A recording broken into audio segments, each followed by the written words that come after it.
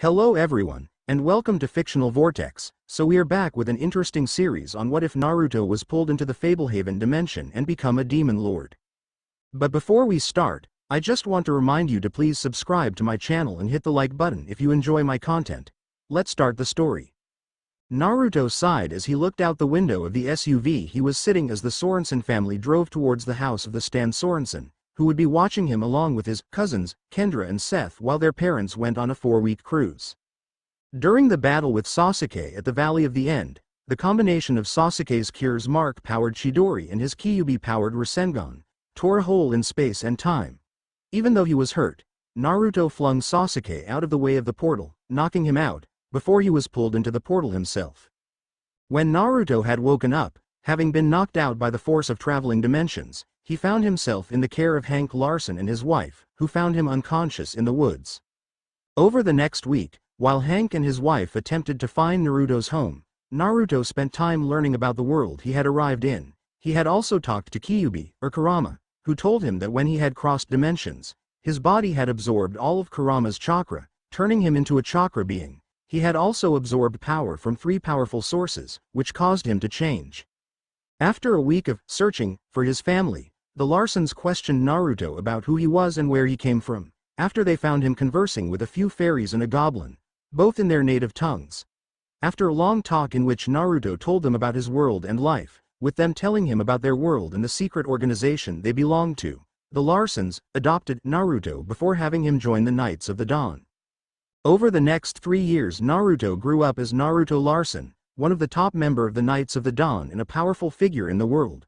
He also became a protector for his cousins Kendra and Seth, whom he had really connected to. Which leads to his current position in the SUV next to Seth as the Sorensen family headed to the home of Stan and Ruth Sorensen, who Naruto, Kendra and Seth were going to be staying with while their parents went on a cruise that the Larsens had set up in the event of their deaths. "So are we almost there?" Naruto asked, glancing up at his adopted older sister, Marla, who was Kendra and Seth's mom. "Don't worry, we're almost there," Marla said, glancing back at him with a smile. "I still can't believe you don't want to go on the cruise. Mom and Dad set it up of all of us in case they died." "I know, but I just wouldn't feel right about going. I mean, I've only been in the family for 3 years, Naruto said, returning his gaze out the window as he made a mental map of the direction they were headed. Over the past 3 years, the Larsens had attempted to correct some of the damage Konoha had done to Naruto by forcing him to get an education, and with no one to try sabotaging his efforts, Naruto proved that he was actually quite intelligent, seeing as he gained a photographic memory thanks to some of the power he absorbed. "That doesn't mean you shouldn't come, even if it has only been 3 years your family, and that's all that matters," said Scott, Marla's husband, as he glanced at Naruto through the rear-view mirror. "I know, but I also wouldn't feel right about leaving these two out, as well as being the only one my age there." Kendra peered over at him with a grateful smile. He knew she was nervous about staying with her grandpa, Stan Sorensen, seeing as both her and Seth hardly knew them. Naruto had met Stan on numerous occasions, seeing as he ran a magical preserve, and he rather liked the old man, despite only being 15. "Then why can't we come on the cruise with you guys?" Kendra asked. She really didn't want to go to Grandpa Sorensen's. The only thing she knew about him was that he was her dad's father and he inherited some old estate that they had never been to before. "Sigh, because Mom and Dad made it so that only their kids and spouses could go," Naruto sighed. "Which leads to another point as to why I'm not going. I really doubt they envisioned adopting me when they made this arrangement, or that they'd die in a gas leak leaving me with you guys. No offense." His sister gave a sad chuckle. Naruto had decided to stay with Marla and her family while his parents went to visit some other relatives that Naruto didn't really get along with. During their stay there was a gas leak, which killed both of them in their sleep, leaving Naruto in the care of his sister and closest living relative. "I still don't see why we can't go," Seth grumbled, crossing his arms. "We could hide in the lifeboats and you guys could sneak us food." "There are a lot of problems with that plan," Naruto smirked as Seth deflated. "Besides, I've met Stan and Ruth a few times. They're both really nice and I'm sure we'll have a good time there." With that, the car fell silent the rest of the way.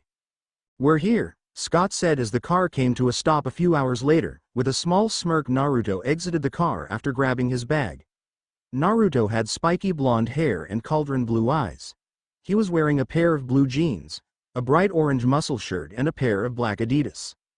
Well, it's big, Naruto said, looking up at the house. The house was a rather old-style 3-story house with a porch and veranda, with a pool and large flower garden to one side and a large red barn a little ways away. My, it's lovely. I wish we were all staying, Marla said as the front door of the house opened to reveal 3 people. The first was a rather old man of about 60 with gray hair and blue eye. He was wearing a pair of jeans, a blue shirt and brown boots. This was Stan Sorensen. The second person, who was introduced as Dale, was a tall man with dark hair and brown eye. He was wearing a pair of jeans and a red and white button-up shirt. The third, who was introduced as Lena, was a rather old woman with white hair, brown eyes and a kind smile. She was wearing an old-fashioned dress with a white apron. Nodding their heads in the direction of the 3, Naruto began unloading the car, where Kendra was still sitting, a small nervous look on her face. Once all of the bags were inside and the parents gone, Stan led the 3 up to the room in the attic that was full of old toys and 2 beds. This will be your room while you are here, Stan said, placing Kendra and Seth's things down while the 2 inspected the room. Nice, kind of wish I was staying in here now, Naruto said after Stan had explained the rules to them and had told them to stay out of the forest and barn. You're not staying in here with us? Kendra asked, looking a little confused by his statement. Sorry, but there are only 2 beds in here, he pointed to the beds. Besides, wouldn't you want your privacy? I suppose, Kendra said, a little put out by his reasoning, getting a smirk from Naruto. He knew that she liked him, thanks to Marla teasing him, and while he did have a small crush on her, he didn't want to put her in danger. Then where will you be sleeping? The room on the next to the bathroom, Naruto smirked, having already put his things away. And my door's always open if you need me. I doubt we'll need you for anything, Seth said confidently as he examined the art station in the corner or the room. Don't be so sure, Naruto smirked as he followed Stan out of the room after he gave Kendra a set of keys. So do you think they'll be able to figure out my clues? Stan asked as Naruto followed him down to his study. I'm not sure about Seth, but Kendra's a bright girl. Give her a few days and I'm sure she'll figure it out. Naruto glanced out the window and watched as a number of fairies flutter around the garden. Though you may have to watch out for Seth. He likes to ignore rules, so he'll probably go into the forest after a few days. I see, so tell me, Naruto, what are you really doing here? Stan asked curiously as he eyed the teen in front of him. Sigh, honestly, I'm here to relax. Maybe go spend time with the fairy queen and learn to use the magic I absorbed from her a little more. Stan nodded at that. After Naruto was adopted by the Larsons, he had been introduced to Stan and Ruth along with a number of other people who were helping him learn more about his new powers. Over the years he learned that he had absorbed a little power from 3 very powerful entities.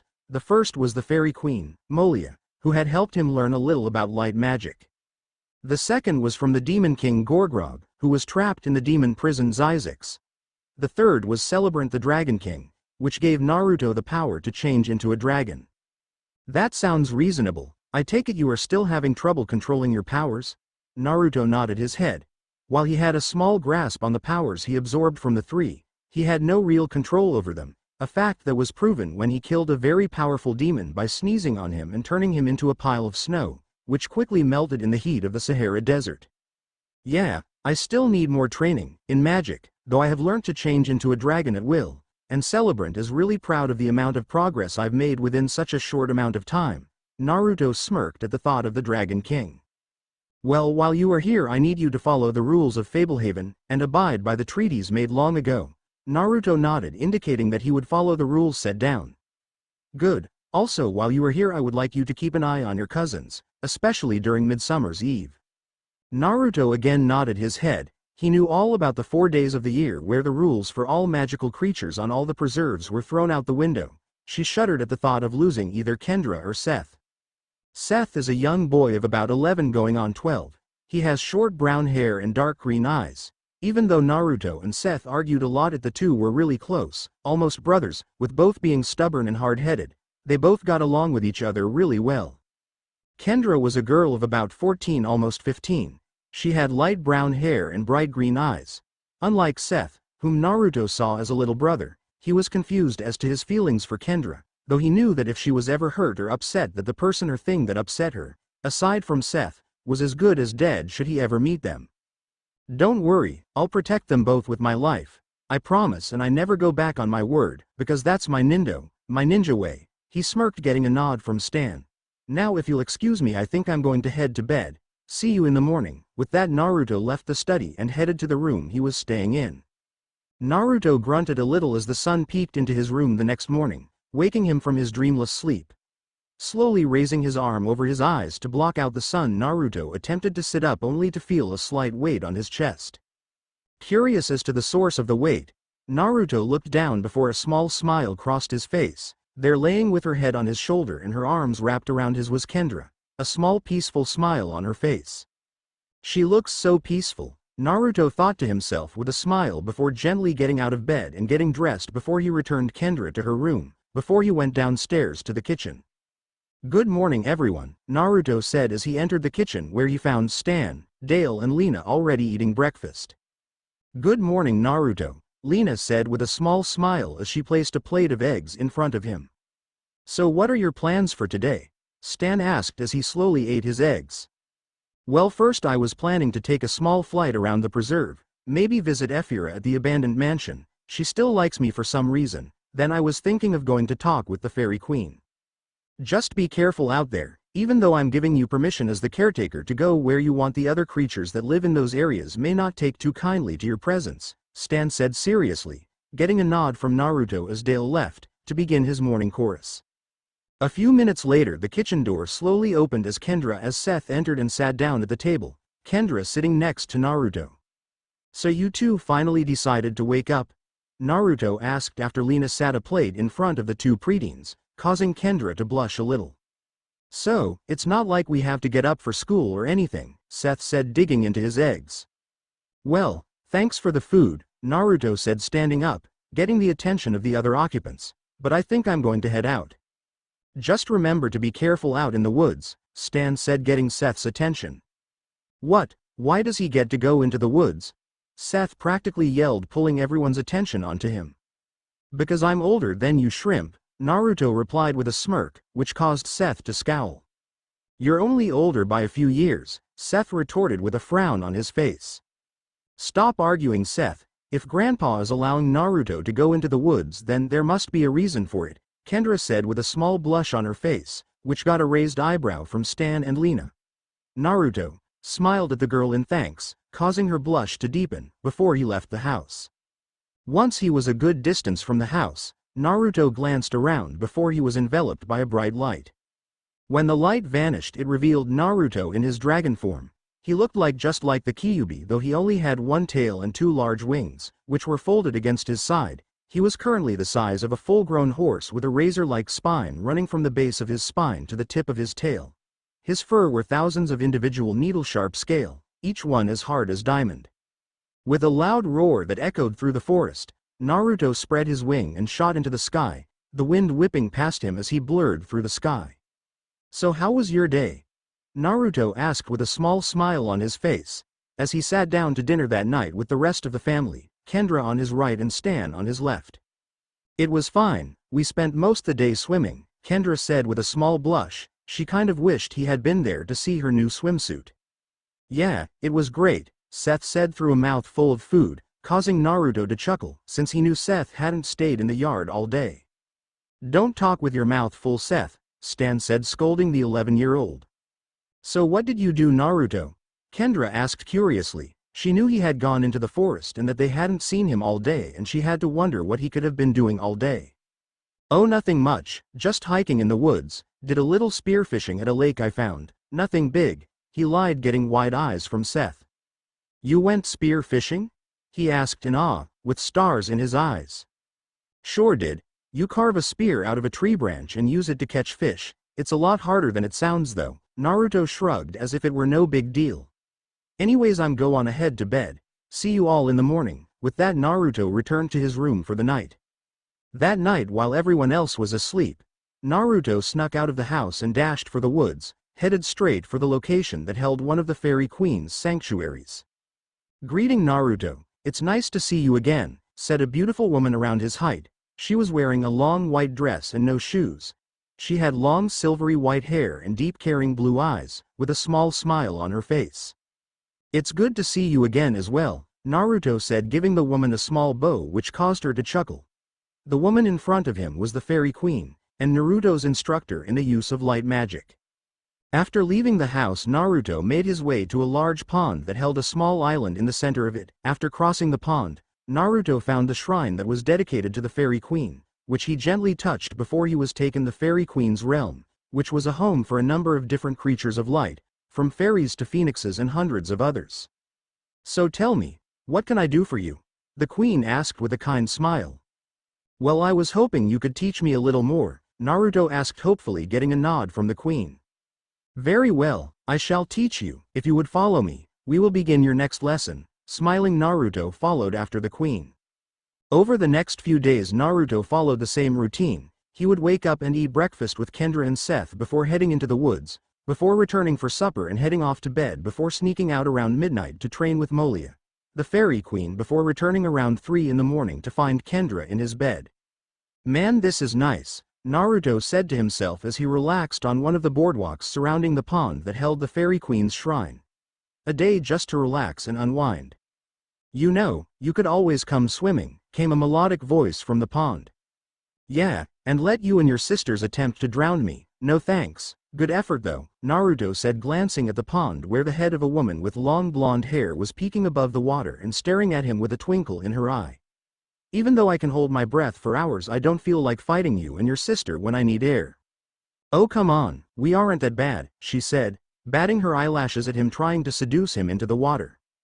The lake I visited in New Gandhi tells me otherwise, he said, remembering the first time he swam with naiads and shuddering. They were hot and flirtatious, but when he needed air he had to fight them in their own territory, not an easy fight.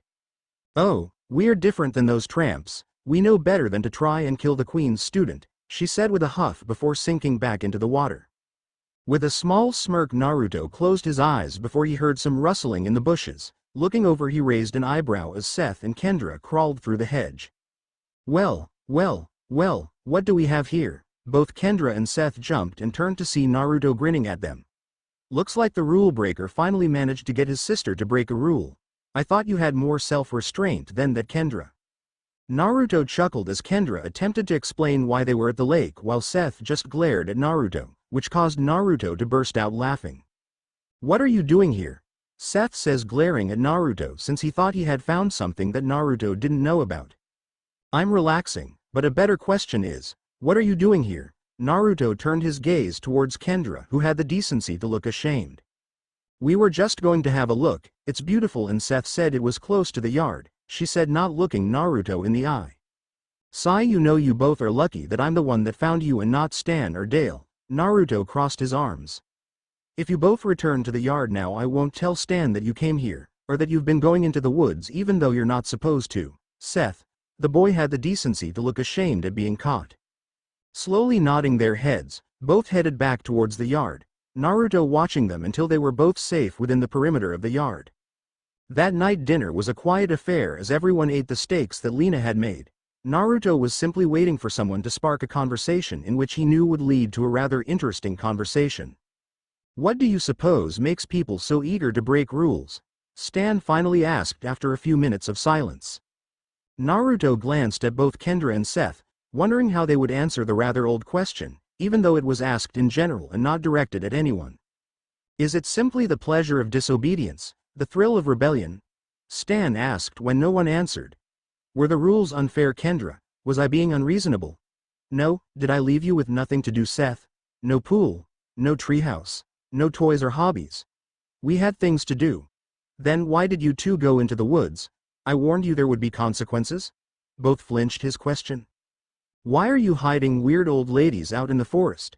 Seth blurted in rebuttal, causing Naruto to chuckle. Seems like he met Muriel on one of his outings, Naruto said, getting wide eyes from Stan. Well, at least he's safe, no telling what that old hag would have done. Seth found your private retreat, he wanted me to see it, my curiosity got the better of me, Kendra admitted, getting a nod from Stan. Private retreat? Stan asked in confusion. She means the pond, Naruto said, getting a worried look from Stan. Don't worry, I was there relaxing and sent them back after scaring them a little. We're not afraid of ticks, and Naruto gets to go into the woods, even though he's only a year older than Kendra. Seth said, pointing at Naruto, who took a bite of steak. I was not entirely honest about why you needed to stay out of the woods, Stan said, looking into the eyes of both Kendra and Seth.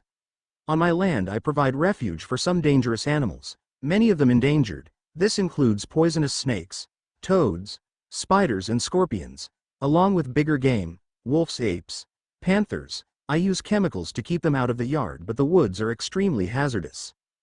Then why is Naruto allowed out in the woods? Seth asked, looking at Naruto. Because I have a way to protect myself while out there, Naruto said, putting a tranquilizer gun on the table along with a dart. That one dart has enough juice to knock out a full-grown bull elephant with one hit. Wow, where did you get that from?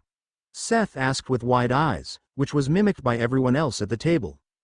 Doesn't matter. The point is I can protect myself while in the woods. You can't. Kendra and Seth both looked down in shame.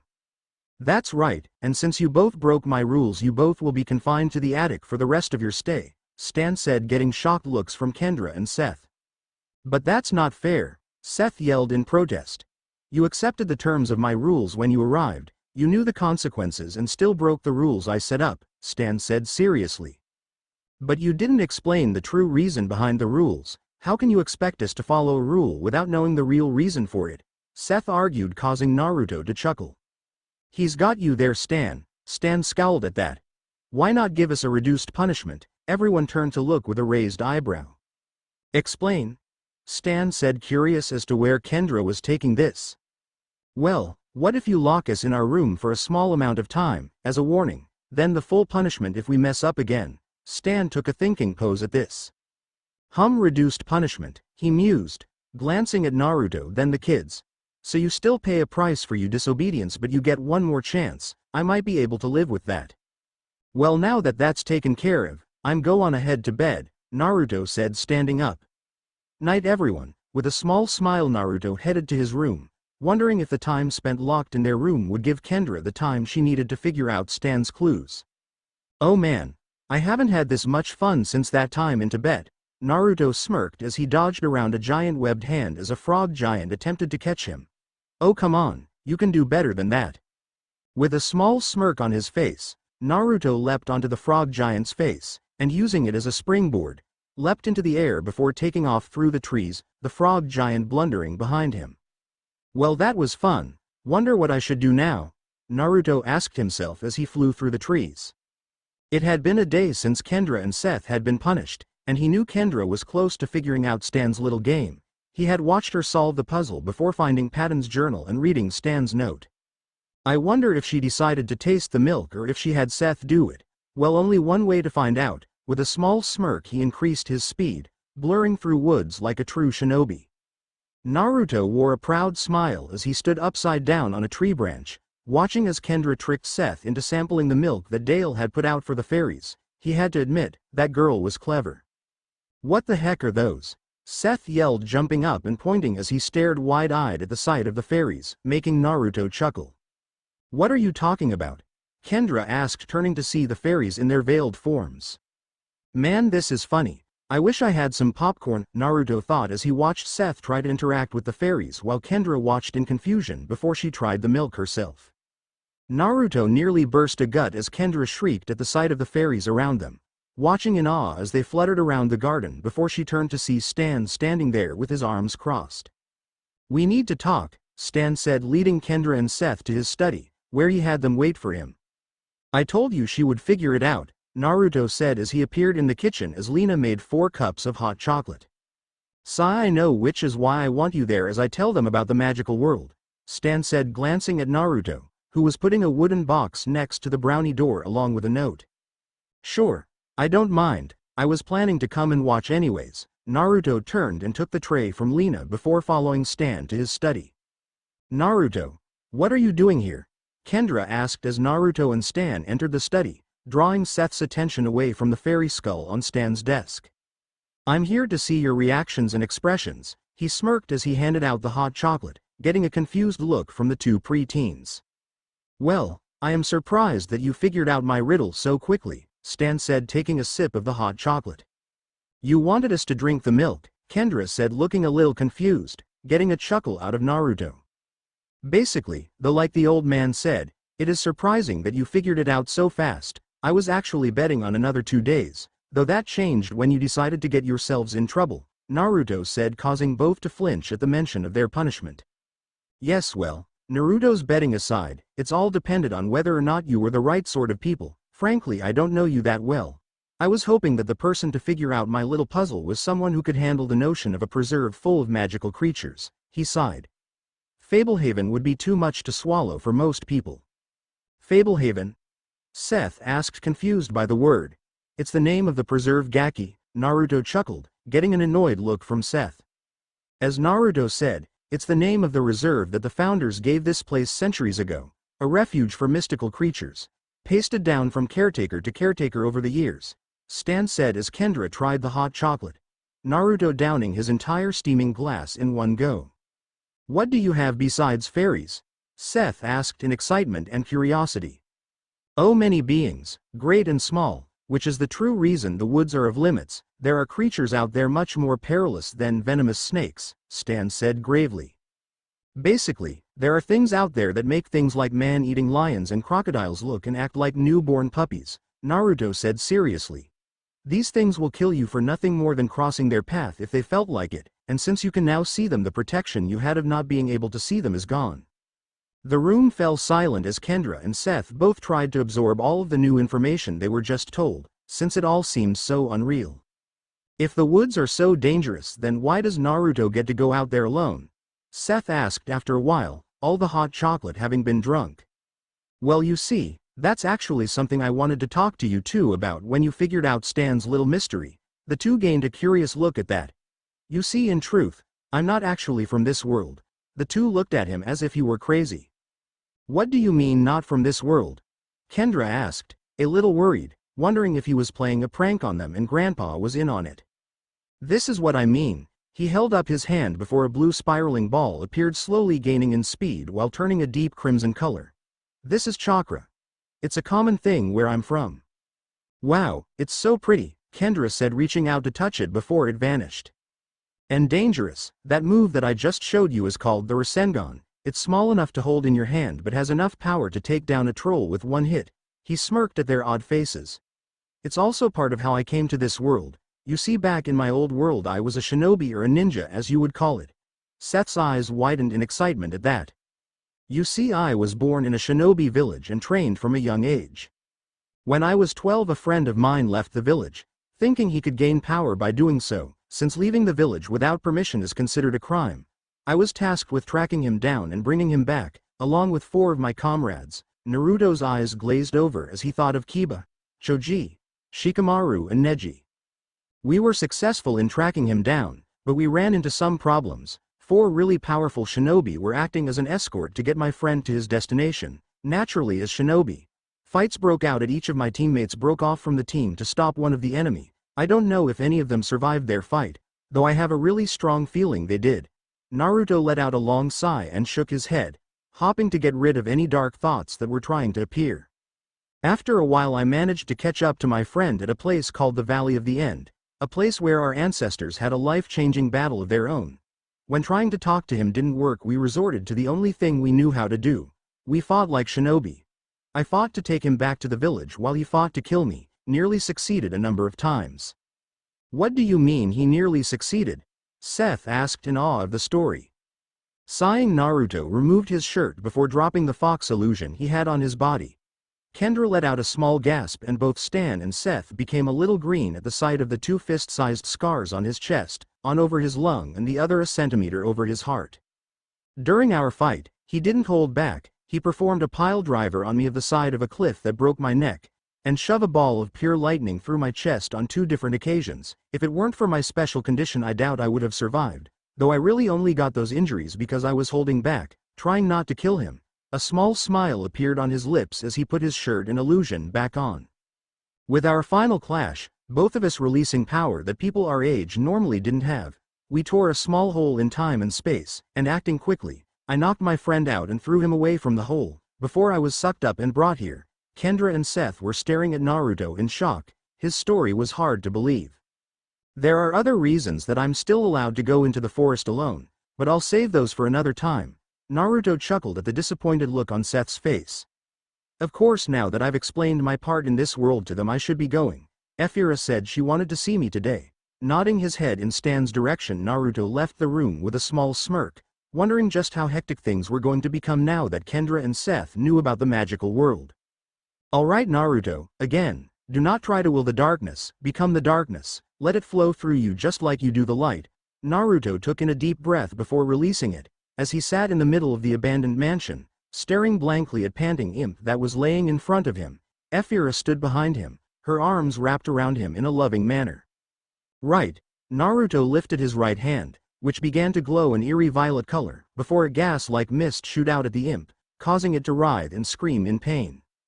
It had been nearly 24 hours since Kendra and Seth had learnt the truth, and in that time Naruto had been inside the old abandoned mansion that Ephira called her home, learning to control his demon powers from the fallen Hamadryad, who had bonded with one of the 4 demons held at Fablehaven. And, now, Naruto closed his hand into a fist, which caused the imp to scream again before it exploded in a cloud of violet sparks. Very good Naruto, that was perfect, said Kurosaki through his connection with Ephira. You truly are a powerful dark creature. Naruto turned a pair of glowing yellow eyes onto the demon.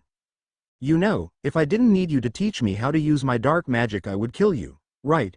Kurosaki hesitated a second before nodding through Ephira. He knew that Naruto was powerful, and the only reason he was still alive was because Naruto needed someone to teach him to control his dark powers. Otherwise Naruto would have come and killed him before restoring Ephira to her Hamadryad state. Good, now I need to be going, and remember Kurosaki, you cross me, I'll kill you. With one last nod from the demon, Naruto vanished in a swirl of darkness.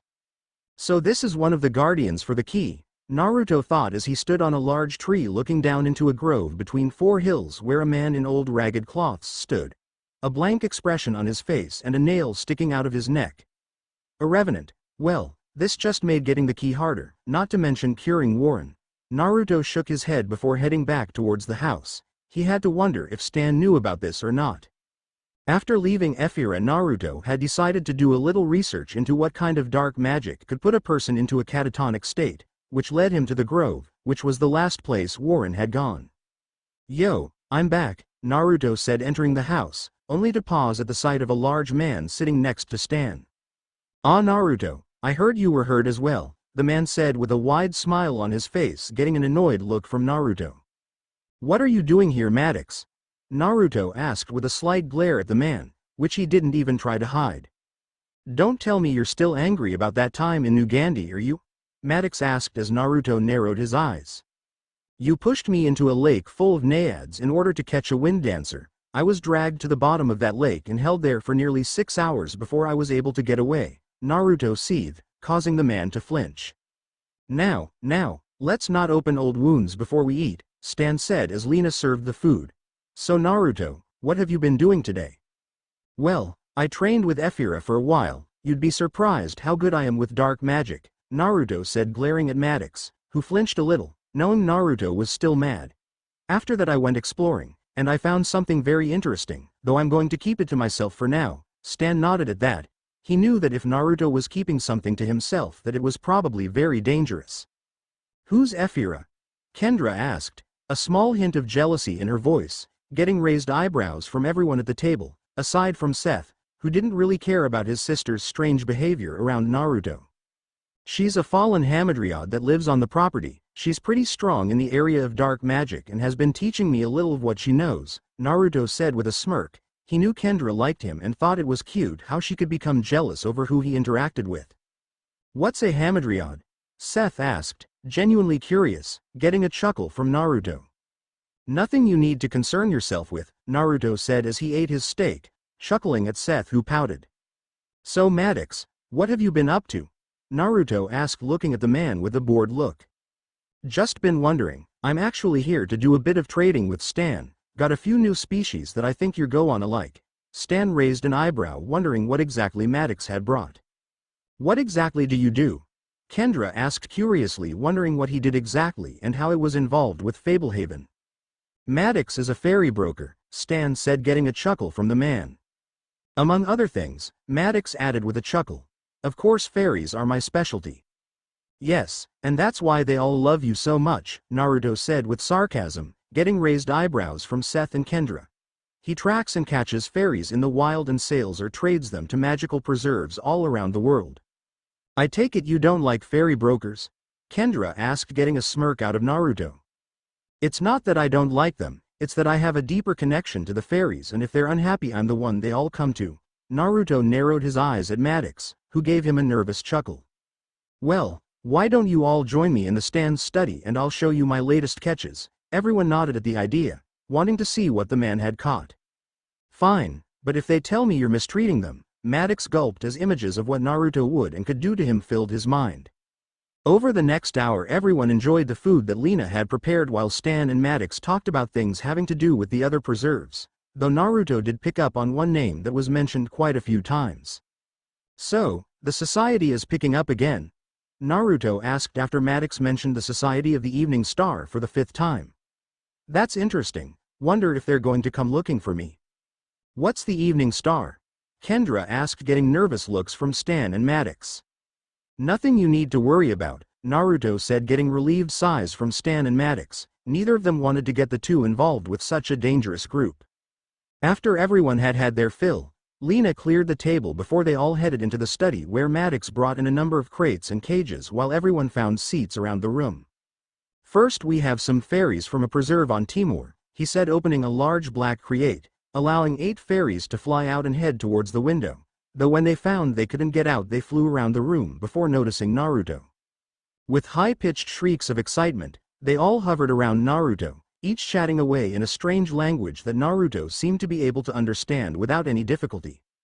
What are they saying, Naruto? Kendra asked while Lena giggled at the blush that appeared on Naruto's face. It's a secret, Naruto said before being covered in a bright light, causing everyone to cover their eyes.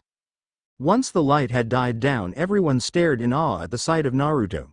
He now stood at about 5 inches high, his skin was lighter, almost white, and his hair had a bright glow to it. He had a long purple scaly tail and matching wings like a bat. Wow, you can turn into a fairy? Seth asked in amazement as Naruto fluttered around in the air with the others' fairies before landing on Kendra's head. Of course, I do have the same powers as the Fairy Queen after all, Naruto said in a really high-pitched voice which caused Kendra to squeal as she grabbed Naruto into a hug, pulling him into her developing chest. Once Kendra's moment was over and Naruto was back on her head, Naruto explained more about the different types of fairies he had, while also answering Kendra's questions, which were things that any preserve owner would need to know. Over the next hour Maddox continued to show off a number of different fairies from all over the world, and each time they would do the same as the first group. They would go over and check the windows for a way out before spotting Naruto in his fairy form and rushing over to him, always speaking in the same high-pitched language. Now it's time for my best find, Maddox said proudly as he pulled up the last crate. Found this little lady in an oasis deep in the Gobi Desert. I've only seen one other of her kind, though I'm sure Naruto has seen many more. Now Naruto was curious, if Maddox had only seen one other of her kind, that meant it must be one of the fairy species that was going extinct because of the war between light and dark creatures, long before Zyzix was made. Could we dim the lights?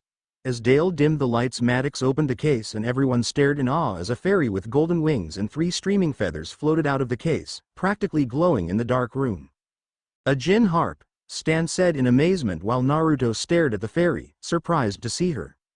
Favor us with a song, I beg you, Maddox said before repeating it in the same language as the other fairies spoke. With a nod the fairy glowed brightly in a shower of sparks before she began to sing. As she sung she began to sway to her own music, and as if in a trance Naruto floated up to her before taking her hand and swaying to the music.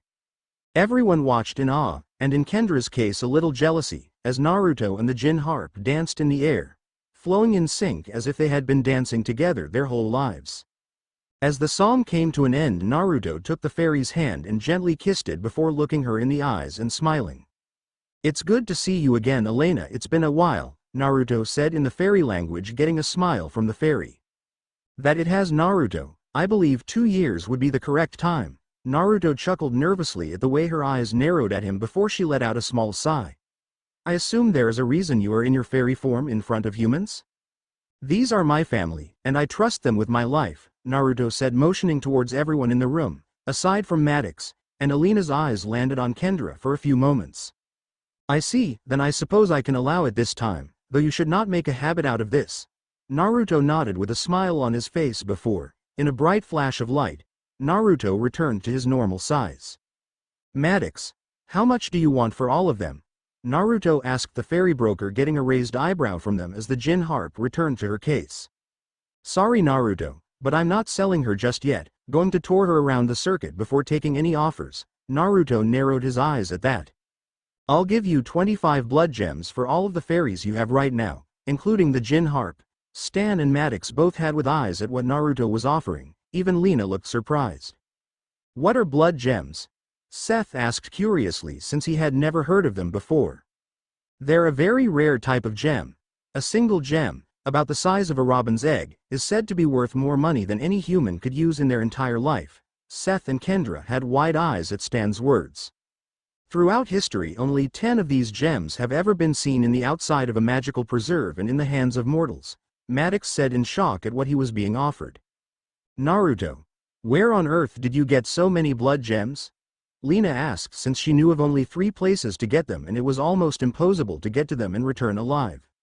I got them from a dragon at Wormroost. I did her a favor and in return she allowed me to take some treasure from one of the vaults, with celebrant's approval of course. Stan, Maddox and Lena all had wide eyes at that. Naruto had taken some treasure from a dragon's vault and lived, and from Wormroost no less. I think 5 blood gems would be more than enough, Maddox said with a sigh after getting over his shock. He had to remember that Naruto had connections all over the world and if he wanted something he was going to get it. Good, then I think I'll head to bed. I'll let you and Stan iron out the details of this little trade. Naruto smiled and motioned for Kendra and Seth to head to bed as well. See you in the morning. He smiled before leaving the room with Kendra and Seth, and heading to bed, wondering how this would turn out for in the future.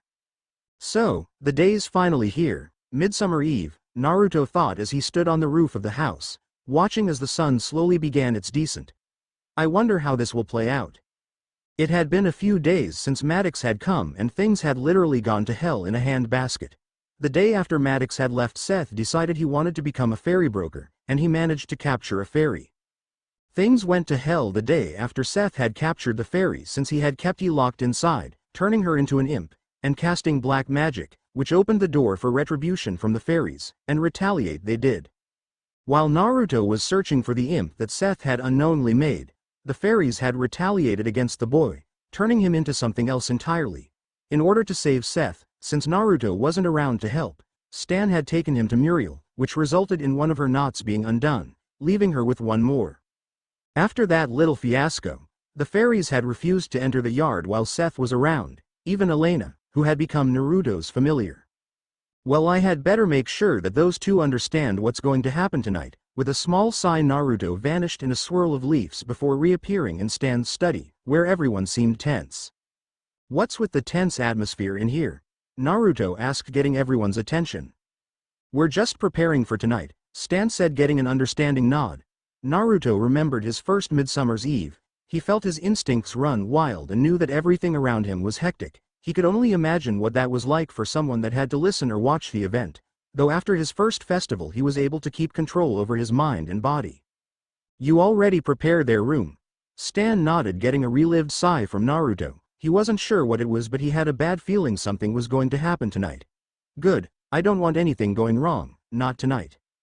Is there something wrong, Naruto? Kendra asked, a little shaken. She had never seen Naruto as serious as he was being now. I'm not sure, but I feel something as if, I just don't know what. He glanced out the window and saw that the sun was almost set.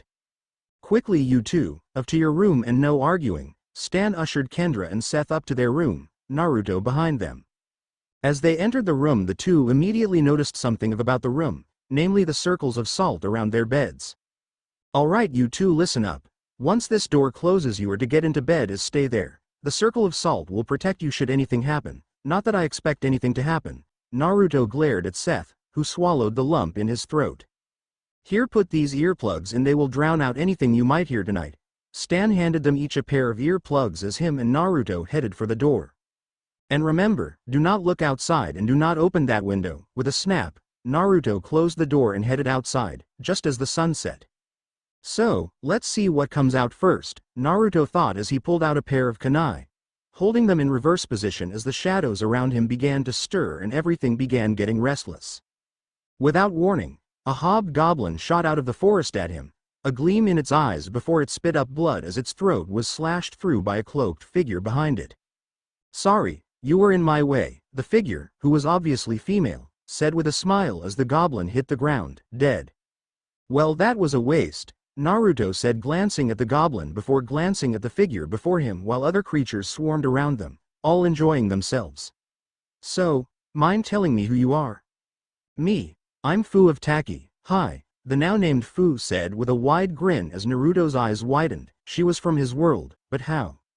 "You're from the shinobi world, but how?" Fu gained a questioning look before a playful grin appeared on her face as she grabbed her cloak and pulled it off. "Fight me and find out," she said as her cloak fell away to reveal her form to the world. Fu was tall, about a head shorter than himself, telling him she was about 16, the same as him. She had tanned skin, lime green hair and orange-eyed, which Naruto found to be very beautiful on her. She was currently wearing a pair of white shorts and a white muscle shirt, both of which hugged her frame and showed of her impressive body. Naruto gained a small blush at the sight of her before a small smirk crossed his face as he prepared for a fight. "Alright then, let's dance." Both blurred out of sight as the sound of metal striking metal reverberated through the air, many different creatures crying out as they fell down dead, getting caught between the two. "You're not bad, but it's too crowded down here, let's take this to the sky." With a matching smirk on his face, Naruto took on a dragon hybrid form, while Fu did the same. Naruto's body was now covered in fur-like scales as a single tail thrashed behind him. His hands became claw-like while his feet morphed into claws, his eyes glowing red as he crouched over, preparing for the fight to continue, while also observing Fu as she transformed.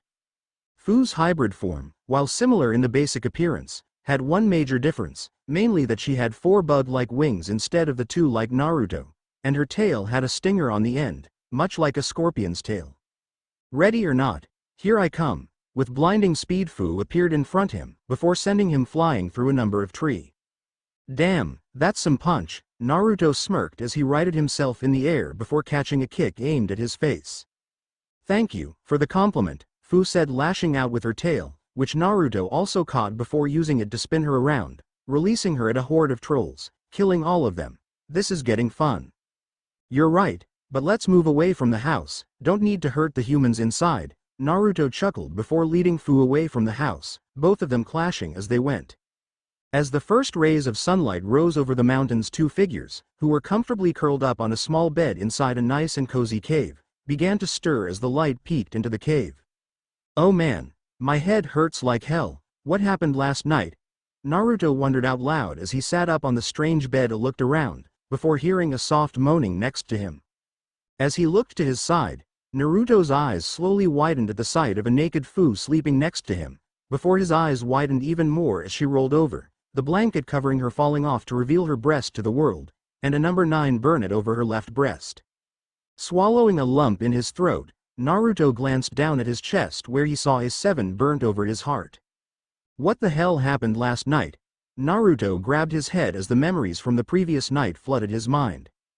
After the fight, both Naruto and Fu had returned to the cave that Fu had been camping out in order to rest and talk before their instincts took over and they tackled each other onto the bed, their cloth having already been destroyed in the fight.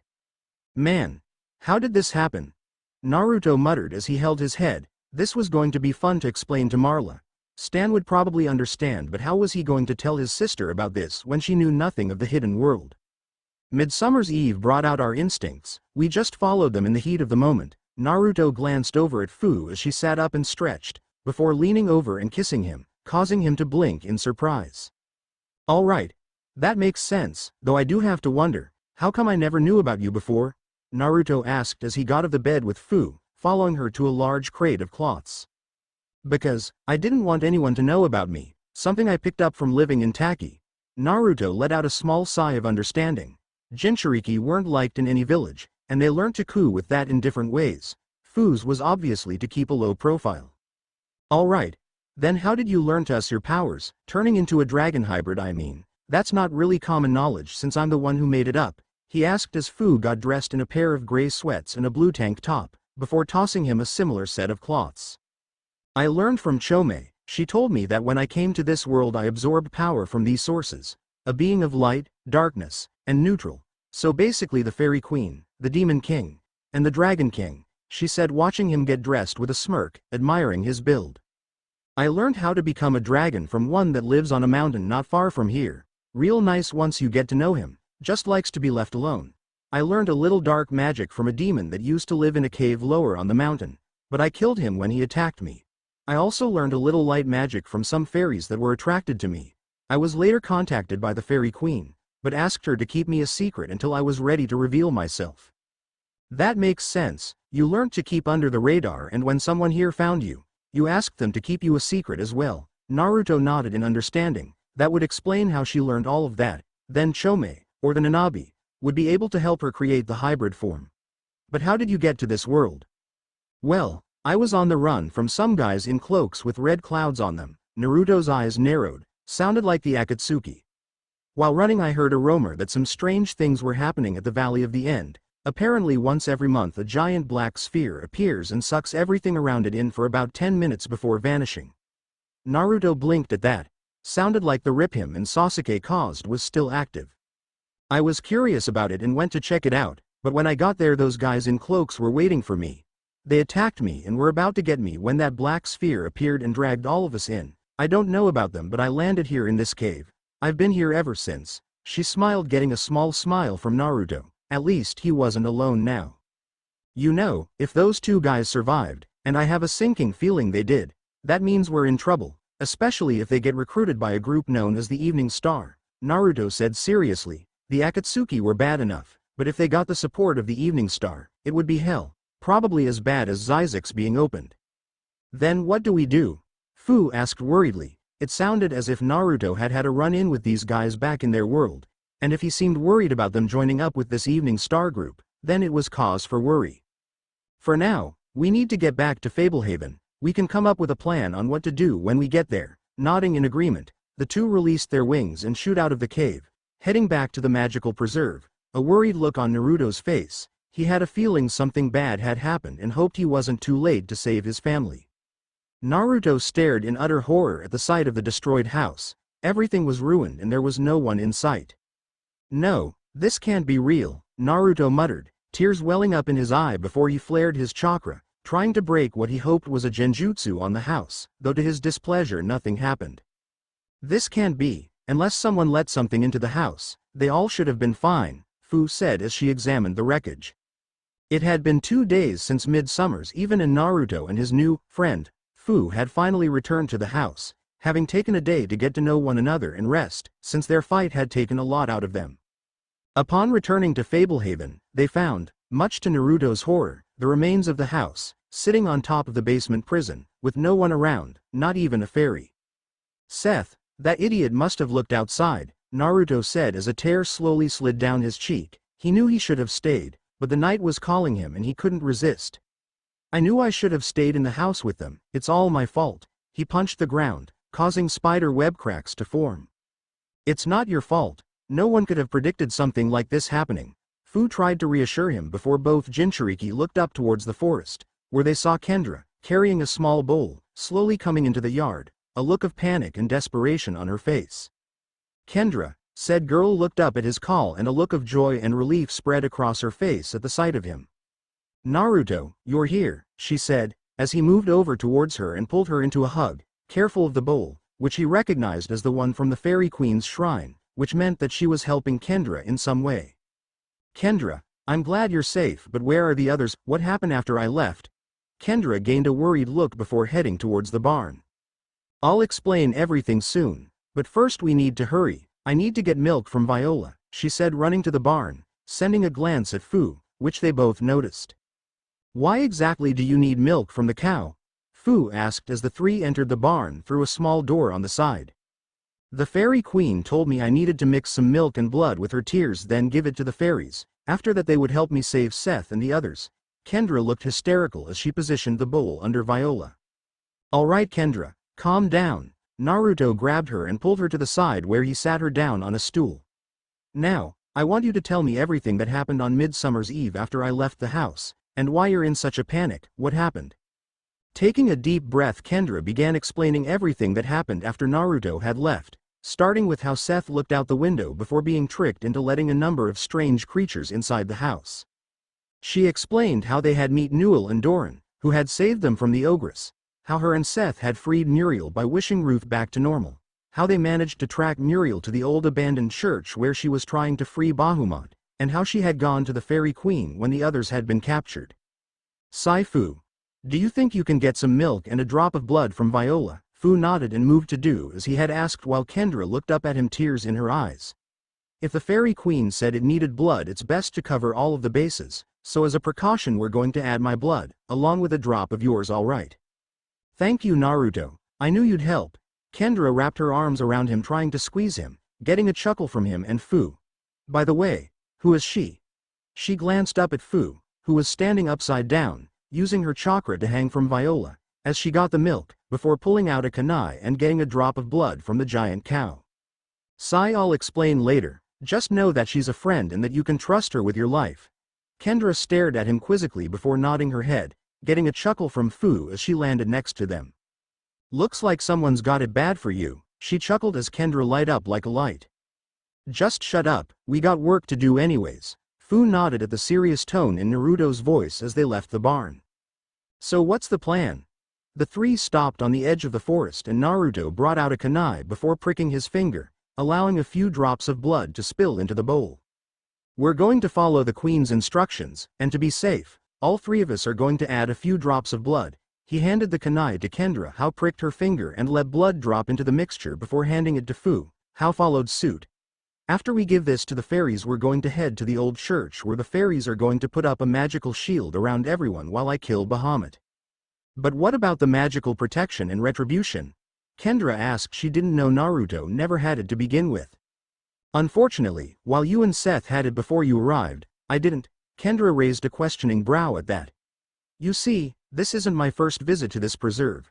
During my first visit I lost the protection when a centaur attacked me and I killed him in self-defense. That day I lost the magical protection around me and made a lot of centaurs my enemy.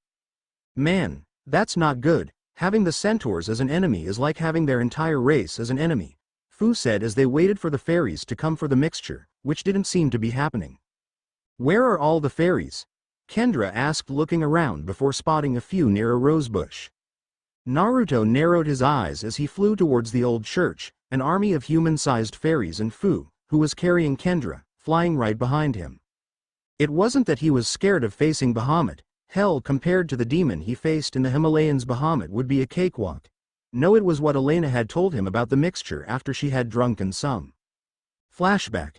Naruto, I need to talk to you for a second. Elena, who now stood around 6'5", said, walking over to Naruto while other fairies grew round them. Sure. What do you need? The two moved away so that Kendra couldn't hear. Fu was busy talking to another fairy. Do you know what that elixir that we drank is?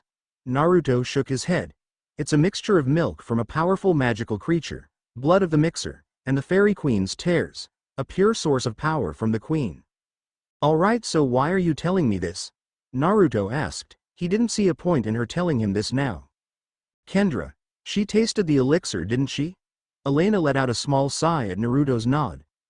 Naruto, that potion was meant to boost the magic inside of fairies, which would cause our bodies to grow in order to handle the amount of power inside of us. So what does that mean for Kendra? Naruto glanced at his cousin, who was admiring the beauty of a few fairies that were talking with her. It means that unless we take a bit of the power inside of her, she will die, Elena said sadly as Naruto glanced over at his cousin. How do we take some of the power out of her? Elena gave him a small smirk at that. Simple, all we have to do is kiss her, which includes you and Fu.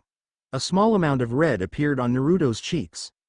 Though if we do that now it would return us all to our normal size, and we would be useless in helping you. Naruto glanced around at the number of fairies around him. He knew him and Fu could handle this alone, but knowing Muriel like he did, he knew she would have a number of imps guarding the place, and he didn't need them getting in his way. All right, after we rescue Seth and the others we'll save Kendra, since I doubt my sister would like to hold a funeral for her daughter, Naruto said before moving over to tell Fu what he had been told. Flashback. End. Shaking his head to clear his thoughts, Naruto spotted the old church. With a smirk, Naruto dived at the old building, with the army of fairies following him. "Well, Naruto, I was wondering when you would show up," Muriel said as Naruto landed in the basement of the church where Muriel held the last knot that held Bahamut captive in her hand. Next to her was Ephira, floating there, watching him. "Sorry I'm late. A black cat crossed my path and we had to take the long way around." Everyone face-faulted at that, including the captives. "That was pathetic," Fu said while Naruto scratched the back of his head sheepishly. "I know, but Kakashi-sensei always gave a bad excuse like that, so I figured I would try it out." Fu and Kendra gave him a blank look. Now I know why he always said it. It's the easiest way to piss someone off. "Enough fooling around, it's time I teach you insolent fools what happens when you mess with me." Muriel blew on the last knot, freeing Bahamut, who let out a loud roar as he stepped out of his prison for the first time in centuries. "So that's Bahamut, huh? You know, I thought he would be bigger," Fu said as she pulled Kendra over to the others, who were being freed and returned to normal by the fairies, before a number of them began putting up a magical shield while others reinforced it. "Yeah, well, that means this won't take very long." Naruto popped his knuckles as he glared at the giant demon before he began to glow as he transformed. "Wow, what's happening to Naruto?" Seth asked as he watched with wide eyes, Stan and Ruth both standing behind him and Kendra as they watched Naruto grow and change. "He's taking on his dragon form." The four glanced at Fu, who was watching with her arms crossed. "He plans to end this quickly and without incident." "Who are you?" Ruth asked with narrowed eye while Stan, Seth and Kendra turned their attention back to Naruto, who was now in his dragon form, as he charged Bahamut with blinding speed. "Me, I'm Fu. Nice to meet you." She smiled at them all before turning back to the fight. "In case you're wondering, I'm like Naruto, from the same world and everything. We both have similar powers, though Naruto has had more training than me, seeing as I've only been here about a year now." "All right. Then what are you doing here?" Ruth asked with narrowed eyes while Fu chuckled. "I'm simply here to watch Naruto." Fu smiled as she watched Naruto bite down and rip of Bahamut's arm, causing the demon to howl in pain as it staggered away from Naruto. "It's time to end this," Naruto said as a black ball began to form in his mouth, causing Fu's eyes to widen in surprise. "We need to get out of here, now," she yelled, grabbing Kendra and Seth and dragging them out of the church while Stan and Ruth followed behind, all of the fairies flying out as fast as they could along with Ephira, who vanished once she was outside. "But what about Naruto?" Kendra asked, looking back as they all put a lot of distance between them and the church. "Don't worry about him. Hell, I'd be more worried for Bahamut and Muriel than anything," Fu said, stopping once they were a good distance away, before everyone looked back in the direction of the church as a large explosion colored the sky, sending waves of dust in every direction. "My word, what on earth was that?" Ruth stared in the direction the church had once been, only to see a large crater in its place while Naruto hovered above the new hole. "A Bijudama," everyone glanced at Fu with a raised eyebrow. "It's a special technique from back in our dimension. Only 9 people at one time are able to use this technique, and when one dies another is chosen to take their place. That move, if used by me, Naruto, or one other at its full power, could destroy this entire state and everything on it. Not even the strongest demon could survive." Everyone stared at Fu with wide eyes. "That's because the attack is energy in its purest form." Everyone glanced up as Naruto landed near them. "Naruto, you're all right," Kendra said, running at him and grabbing him in a hug, getting a smile from Naruto. "Yes, but we're not out of the woods yet." Naruto stepped away and motioned for the fairies to begin. Confused, Kendra looked around as all the fairies began to gather around her, before her face began to glow bright red at one by one. The fairies each kissed her on the lips, returning to their original sizes once their kiss ended. For the next 10 minutes everyone watched each of the fairy warriors return to their original size before Fu stepped up and kissed her. Once that kiss had ended, Naruto moved forward. "And now it's my turn." Kendra's face went nuclear as Naruto leaned down and captured her lips in a soft kiss which only lasted a few seconds, though it seemed a lot longer to Kendra. "So Naruto, are you going to explain what happened back there?" Naruto glanced at Stan as he carried Seth on his back, the boy being fast asleep while Fu carried Kendra bridal style. She seemed to have taken a real liking to the Kendra, even though she didn't know her. "Honestly, I don't know. All I really know is that thanks to the mixture Kendra made for the fairies, she became poisoned when she tested it for them. Ruth looked horrified at that. The only way to stop the poison was for the fairies to kiss her and extract the poison out. Me and Fu helped because the mixture contained drops of our blood in the mix. So do you know what type of effects this mixture will have on her? Ruth asked, glancing at her granddaughter. Not really, but we do know that something will happen to her, though it will take time before whatever it is shows itself. Fu smiled, getting a small chuckle from Naruto as they reached the house, which had been rebuilt by the brownies. By the way, why are you following us? Stan asked Fu, who simply smiled at them while Naruto glanced at her, wondering what she would say. That's easy, I'm following you all because I'm Naruto's wife. Naruto froze at those words as both Stan and Ruth turned to look at him, waiting for an explanation. My summer is officially over, Naruto said, knowing that things were going to be hectic from now on. Kendra wore a small smile as she headed for her desk in her classroom. The bell was about to ring, signaling the beginning of the final week of school. After this week, she would move on to high school, where she would be able to see Naruto every day. Kendra was 14 going on 15. Her 14th birthday had been on October 10th earlier that year, the same day as Naruto's. She was a tall girl of about 5 feet 6 inches, just a few inches shorter than Naruto. She had light brown hair and brown eyes. I heard we get yearbooks today, said one of her friends, Elisa Carter, who sat in the desk next to her. Great, something I want everyone to see, my picture. I look like I was hypnotized, Kendra said, getting a small smirk from Elisa. Are you sure you were hypnotized and not thinking about a certain someone? Kendra gained a light coloring of pink in her cheeks. Somehow Elisa had discovered her secret crush on Naruto, who had shown up to all of her soccer games throughout the year, along with Fu. Before she could retort, the bell rang and Mrs. Price, Kendra's teacher, walked in with the most disfigured kid she had ever seen. Alright students, I would like to introduce you all to Cassie Jones. His family just moved here from California. I know it can't be easy to transfer, especially so late in the year, but I want you all to make him feel welcomed, Mrs. Price said as Cassie scratched his arm with scabby canard figures. Hi, you can all just call me Cass, the boy said in a raspy voice before he took a seat near the front of the classroom. Naruto let out a long yawn as he leaned against the door of his car, which was parked just outside of the local middle school. Fu was sitting crossed-legged on the hood of the red sports car. It was currently lunchtime for both the high school and middle schools, and the two shinobi had come to the middle school when they got the strange feeling that something was wrong.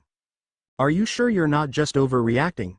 Naruto glanced at Fu, who was currently wearing a pair of blue jeans and a pink tank top, which showed of her flat stomach, under a denim jacket.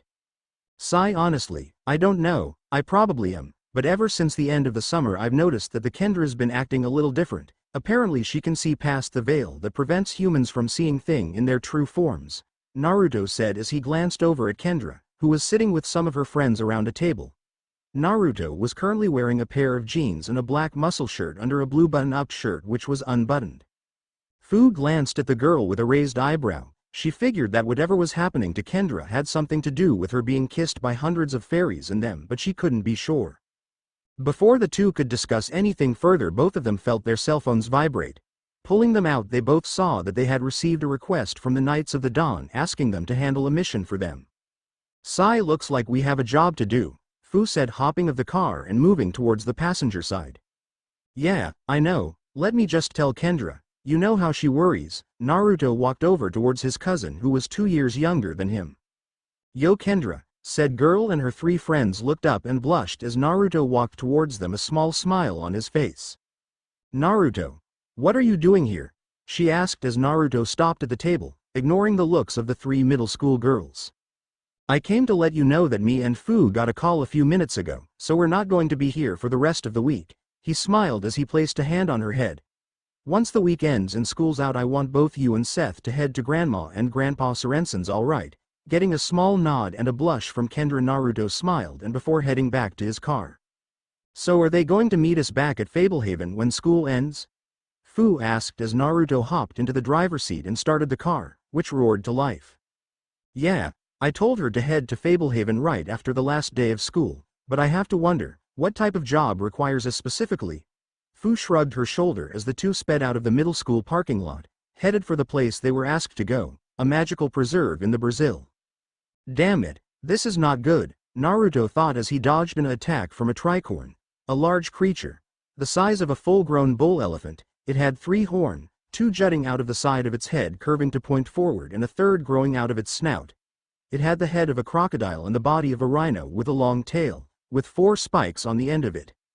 Naruto, stop playing around, we need to leave, Fu yelled from the trees above them as she slashed through an acromantula, a huge spider-like creature with deadly poisons.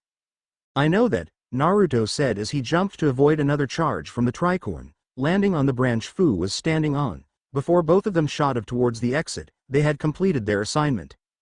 They had been asked to check on the conditions of the preserve in Brazil, which was rumored to have fallen. After managing to sneak into the preserve, they had confirmed that it had indeed fallen, seeing as it was now under the control of a demon named Lyserna, who had attacked them not long after they had entered the preserve. Well, that's not good, Naruto said as the 2 of them flew out of the bounties that surrounded the preserve. The preserve has fallen, and I'm pretty sure that the artifact has been taken as well. So that leaves the artifacts in Fablehaven, Obsidian Waste, Lost Mesa, and the Living Mirage, Fu said, biting her lip as she thought. They didn't know where the Living Mirage was. They had both been there, but they had to get there through the Fairy Queen's shrines, and they were pretty sure that the Sphinx, who happened to be the caretaker of the preserve, already had the artifact from it. Yeah, and we have an idea where the artifact at Fablehaven is, though the question is, should we leave it there or move it? Naruto wondered out loud. He had thought about going and getting the artifact, then moving it somewhere safe, like the treasure vault at Wormroost. He knew Hespera and Soletta were powerful and not easy to get past, and Glamis was no slouch either, even if he was blind. For now, I think we should just get back to Fablehaven. Kendra and Seth should be there now and we can consult with Stan on his thoughts. Nodding at Fu's suggestion, they both changed from into their full dragon forms, which would hide them from the gaze of normal people, and flew above the clouds, hoping to find some good news at Fablehaven. Kendra let out a small tired yawn as she slowly awoke from her slumber, scanning attic playroom she shared with Seth, the memories of the previous few days flooding to the forefront of her mind. The day after Naruto had left her and Seth had been approached by a man named Errol. Fisk had approached them, telling them he was called in by a friend of their grandpa in order to help get rid of Cass, who turned out to be a kobold. After having Seth steal a statue of a toad, Kendra had given the statue to the kobold, who left immediately after getting it, an angry scowl on his face as he did. With the kobold gone, Errol had again approached them for help in stealing an artifact. The night they had been preparing to go and help Errol, Grandpa Sorensen had finally got in touch with her, and after explaining the situation to him, was told that he would have a friend of his pick up her and Seth and bring them to Fablehaven, and out of the reach of Errol. Once she had relayed the message to Seth that Errol was most likely a member of the Society of the Evening Star, and that Grandpa Sorensen was sending someone to get them, they began preparing for their return to Fablehaven. A few hours later, a woman by the name of Vanessa Santoro had arrived to pick them up before taking them to the magical preserve. As they left the house, they were ambushed by Errol and a straw dullion, though Vanessa had managed to get away and get them safely to Fablehaven. Sigh, I wish Naruto or Fu were here. They always seem to know what to do, she thought with a small sigh as she got ready for the day and headed down to the study where in order to greet her grandparents. At the end of the previous summer, when their parents had arrived to pick them up, Grandma Sorensen had made up an elaborate lie about meeting Fu on her trip and adopting Fu into the family. The adopting part had been real, though her parents didn't need to know, the rest wasn't. Grandma Sorensen had talked her parents into allowing Fu to come and live with them in order to attend school, having forgotten that the closest school was in a town roughly 2 hours away. After agreeing, Fu had returned with them and become a member of the family, and, if Kendra was honest with herself, one of her best friends, even if she was dating and sleeping with the source of her affection. Good morning, Kendra. Kendra looked up as she reached the bottom of the stairs to see Vanessa carrying a tray of food. Your grandparents would like to see you in the study for a private breakfast. Your brother is already waiting in there. Nodding her head, Kendra followed Vanessa into the study, where she froze. Yo, you finally decided to join us?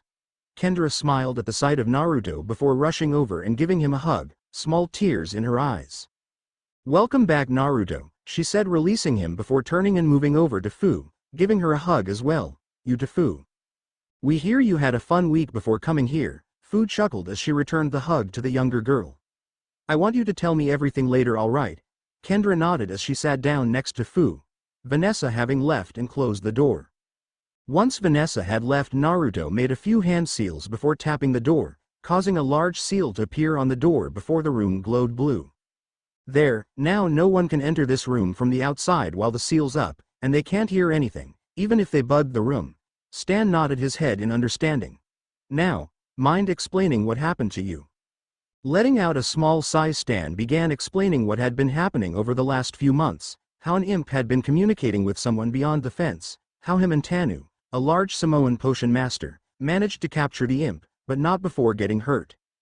After that was done, Kendra and Seth explained what had happened to them during the past week, how Errol had told them about an item that would help them get rid of the kobold, how Seth had snuck into the mortuary and been bitten by the toad statue, how Kendra had given the kobold the statue, apparently angering it, how Errol had tried to get them to help him steal an amulet, and how he had tried to stop them from returning to Fablehaven. So the society knows about Kendra and her new abilities. This could complicate things. Naruto sighed as he leaned back on the sofa he shared with Fu, who nodded. You're right. First the preserve in Brazil falls and now the Evening Star tries to kidnap Kendra and Seth. What next? Is the Sphinx planning to come meet them in person? Fu said sarcastically before noticing Stan and Ruth glance at each other. Oh, you have got to be kidding me, not him, she said in exasperation. After they had left Fablehaven the previous summer, Naruto had taken Fu to meet the Sphinx, who had requested to meet her. Suffice to say she didn't trust him, neither did Naruto, though he never said anything. What's wrong with having them meet the Sphinx? Ruth asked, curious as to why both Naruto and Fu narrowed their eyes at the mention of his name. There's nothing wrong with having him meet them, we just don't trust him, Naruto said, glancing at Fu. There's just something that's not right about him. He kind of reminds me of missing Nin I had run into a few times and managed to survive back in my world. The man's name was Orochimaru. A real sicko who tried to destroy my village. I didn't really know anything about him, but the Sphinx gives me the same feeling he does. Yeah, he reminds me of a Jonin I knew back in Taki that Naruto beat in order to save the village. His name was Suin and he always had this weird air about him that always creeped me out. Fu shuddered at the thought of the ex-Taki Nin that Naruto had beaten, something she had watched from some of the higher branches of the tree that the village had been built under. I can understand that you may not trust him, but he has always been a very reliable ally to the caretakers of the world, and has a lot of knowledge. He may be able to shed some light as to why the society wants Kendra and Seth, Stan said, getting a snort from Naruto. Fine, just remember, if you do decide to trust him, don't let it become blind trust, Fu said, standing up and leaving the room and house, before shooting into the woods. I'm sorry about that, but she's right, don't blindly trust someone just because they may have some helpful information, Naruto said, standing up and following Fu. He didn't want he to do something stupid while she was upset. So, you have located the Kyuubi and Nanabi Jinchuriki? A figure that resembled a shadow with purple eyes, with a ripple-like pattern starting from the pupil, asked a gathered group. Yes, we managed to chase the Nibi Jinchuriki to the black portal that has been appearing at the Valley of the End, and unlike those idiots Deidara and Kisame, we sent clones in after her, said a figure with green eyes said. Once our clones arrived, they meet a man calling himself the Sphinx, who has already met both Kisame and Deidara. He has hired them to help him track down and collect some items he needs, for something, and those two have agreed to help, said another figure with red eyes and three tomos spinning lazily around the pupil. And what of the other Jinchuriki? The first figure asked, glancing at the other members in the room. The Gobi is currently on the run. The Sanbi still has yet to reform. The Yanbi has actually headed for the portal at the valley, as have the Ichibi and the Hachibi, and we still have not located the Rokubi, said a hunched-over figure in a slight growl. This is becoming troubling. Itachi, I want you and Sasori to go through the portal and capture the Jinchuriki.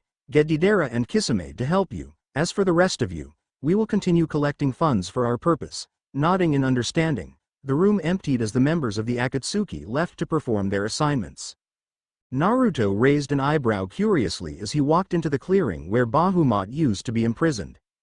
The reason for his curiosity was the fact that Fu was talking with a girl with long, straight, blonde hair bound by taut bandages and dark eyes. She was wearing a short-sleeved black and purple blouse and black pants, both of which had a cloud design on them, purple fingerless gloves and a chain of blue beads wound around her left hand. She also wore a Kumogakure headband and a red belt around her waist. Yo, Fu. Who's your friend? Both girls turned to face him when he made himself known, with the blonde girl taking a defensive stance, before Fu placed a hand on her shoulder. Don't worry, that's just my mate, Naruto, he's harmless. Both girls snickered as Naruto huddled in a ball, a depression cloud hanging over his head. Naruto, this is Yugito Ni of Kumogakure. She was attacked by the Akatsuki and managed to get here. So you're a Jinchuriki too? How many tails? Naruto asked, walking over to them casually, his hands in his pockets. I hold the Nibi, or I did. For some reason I haven't been able to hear her since I arrived here, wherever here is, the now named Yugito said, still on edge, something Naruto and Fu both noticed. She must be asleep. When I first arrived here Kyuubi was out for nearly a week, and she's the strongest of the 9. Yugito's eyes widened. The boy in front of her held the strongest of the 9 Biju. Though I guess we should explain the basics of this. What happened when you came through the portal? Ya think? Fu gave him a deadpanned look that said he was an idiot before the two lead Yugito back to the house. After convincing Stan to allow Yugito into the yard, the 3 Jinchuriki sat at the kitchen table eating a small meal Naruto had made for them, since everyone else, minus Stan and Ruth, were out of the house. Alright, so what exactly happened to me after I went through that portal? Yugito asked once she had finished eating. Well, I suppose to answer that you need to know how the portal was formed first, Naruto said once he finished his own food. You see, I'm from Konoha, and I was sent on a mission to recapture a shinobi who had decided to leave the village. Once I caught up to him we started fighting at the Valley of the End. He was fighting to kill me and I was fighting to take him back to the village. At the time I was an idiot. Fu chuckled at that while Yugito listened intently. She had heard rumors about a group of Konoha genin and a chunin that took down Orochimaru's elite bodyguards. At first she didn't believe it, figuring that Konoha was just trying to make themselves look better. At first we started out with simple taijutsu and bukajutsu. But as we fought we escalated to stronger jutsu. Then before long he used the power that he got from Orochimaru, the power of a curse seal, and I began using Kyuubi's chakra. The girl's eye widened in surprise. Fu had never really heard how the portal was created in Yugito because whatever power the other genin had gained was on a level that allowed him to stand with the power of Kyuubi. No matter how few tails Naruto was using, that was saying something. Our fight was, for lack of a better word, deadly. I threw everything I had at him, which wasn't much unfortunately, and he returned the favor in kind, that is until our final attack. Naruto leaned back in his chair and looked at the ceiling. He could sense Stan, Ruth, Kendra and Seth, who had returned a few minutes ago, along with the house's other 3 occupants listening in. For a final attack, I used the Rasengan, which was created by the 4th Hokage, and he used the Chidori, which was created by Kakashi Hatake and based of the Rasengan. Though both attacks were much stronger than they should have been. His Chidori was black thanks to the power of his curse mark and my Rasengan was a vermilion color thanks to Kyuubi's chakra. When our attacks met, the amount of power that collided was apparently strong enough to rip a hole through the fabric of space, creating a type of black hole that brought me to this world. Naruto chuckled a little at the shocked look on the girls' faces.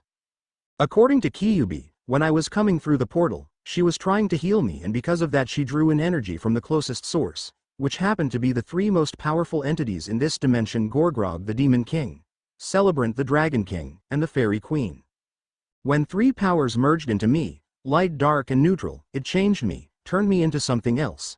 I still have my humanity but I also have other forms. Yugito blinked at that, wondering how this affected her. I have 4 forms. The first is my fairy form. Naruto held out a hand and created a small gaseous image of his fairy form, getting a small blush out of Yugito. In this form I'm fully aligned with light magic. My second form is my demon form, which aligns me with dark magic. The gaseous image changed into a cloud with red eye. Since I don't want to scare anyone peeking, I'll show you this form at a later date. Both Seth and Kendra, who were peeking around the corner, jumped in surprise at being caught. My third form is my dragon form. The image changed to show a large dragon standing on 2 back legs. It had a long slender body with 2 enormous wings spread wide as it let out a roar. This form is neutral, both light and dark, which is why I actually prefer using it in the partial transformations that come with it, though it's also the most complex of my forms since the full dragon form is always changing, like my body hasn't settled on a form that fits me. Fu nodded in understanding. She had the same problem. The image once again changed, this time into one of a giant undefinable creature. Its body was built in similarity to a wolf's, with 10 tails thrashing around behind it. Its claws were, like Kyuubi's, human in appearance with 2 slits across the back of the front hands. Its head was human-like in appearance as well, thought it had 5 horns growing out of the back of its head. The thing that really drew attention to it though were its eyes. The sclera were pitch black, the iris was pure white, and the pupil was blood red with 3 rings around it in a ripple-like pattern with 9 tomos around it, each one a different color. The first 3 were black, white and gray, the next ones were blue, green and yellow, the last 3 were brown, red, and gray. This is my 4th and final form. I don't know much about it since I've only taken it twice, but what I do know is that thanks to it, I have all 5 chakra natures, their combined forms, and these. Naruto closed his eyes before reopening them to show the same eyes as his final form, except that instead of 9 tomos he only had 3, the black, white and gray ones. Alright, but how does that relate to me not being able to hear Nibi? Yugito asked a little pale. She had never seen a Sharingan, but Naruto's eyes and the eyes of his final form reminded her of all of the stories she had been told about the famous dojutsu. I'm getting there. Naruto deactivated his new dojutsu and leaned back in his chair.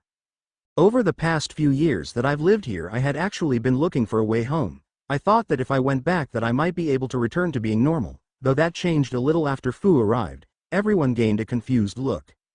After Fu arrived we learnt that like me she has these 4 forms as well. When we talked to Kyuubi and Nanabi we came to the conclusion that as Jinchuriki, in order to help balance out the corrosive chakra of the Biju, our body is constantly absorbing a small amount of nature chakra, so little that we don't notice it. Nature chakra? Yugito asked, having never heard of it before. Nature chakra is energy that can be collected from the atmosphere and terrain. If one can collect the natural energy from around them and combine and balance it with the spiritual and physical energy that makes up their chakra, they can become sages and enter sage mode, allowing them to use senjutsu. Yugito and Naruto looked at Fu with curious looks. Naruto had only recently gotten a scroll on senjutsu from the toads. He was surprised when he was able to summon one. I've been going over the scroll you received from the toad. Like Fu said, nature chakra is energy we get from the earth around us.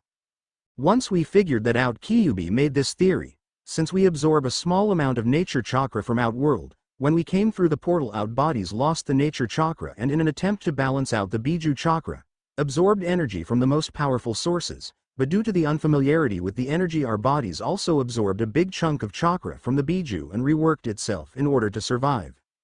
Which is why you can't communicate with Nibi right now. The shock of having half of her chakra taken without warning must have knocked her out. That actually makes sense, in a strange way, Yugito muttered, letting out a sigh of relief. She was glad that she still had her best friend. But what am I supposed to do until she wakes up? Well, if you want we can train you to transform into your other forms, and teach you some magic. Fu offered, getting a nod from Naruto. Yeah, this world has different customs and rules than ours. We can help you learn what you need to know so you don't wind up dead. Glancing between her fellow Jinchuriki, Yugito thought it over. She would need to learn to control her new powers. She didn't want to lose control and kill someone without a reason. And Naruto was kind of cute.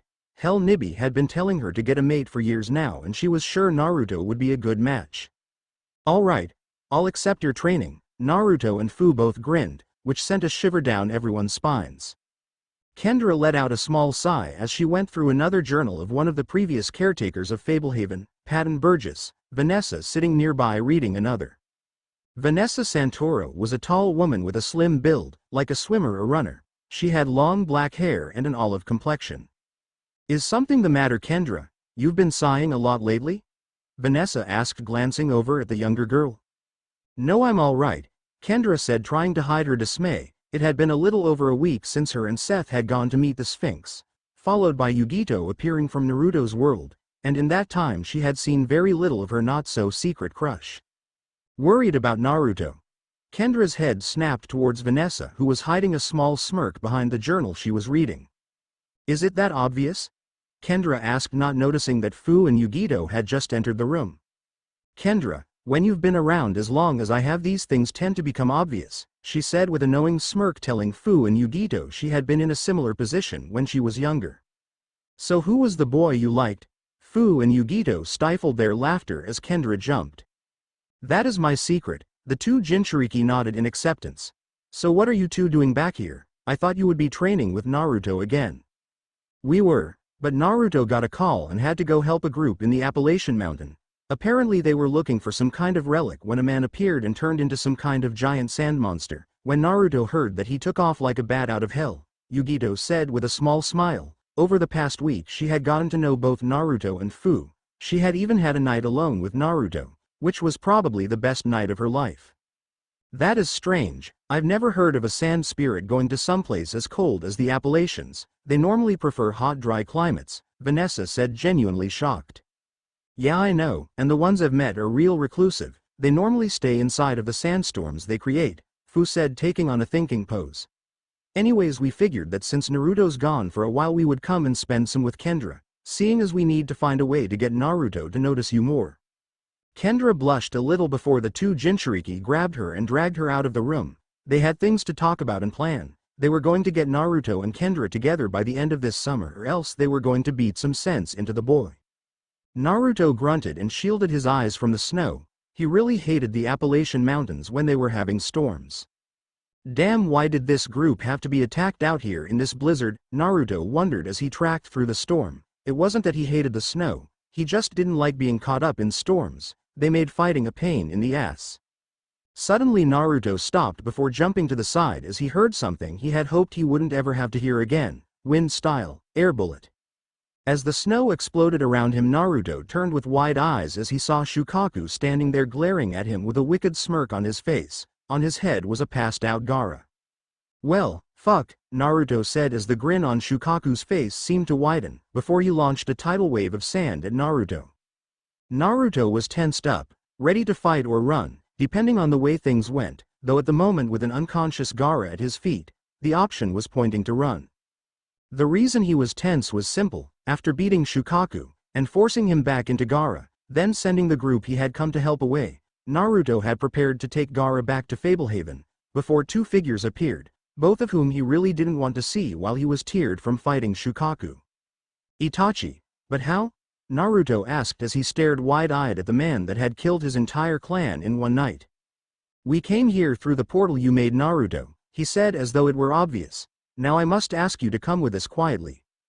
Hurry up, Itachi, I hate the cold, said the man next to Itachi, who was also wearing a black cloak, though it wasn't Kisame.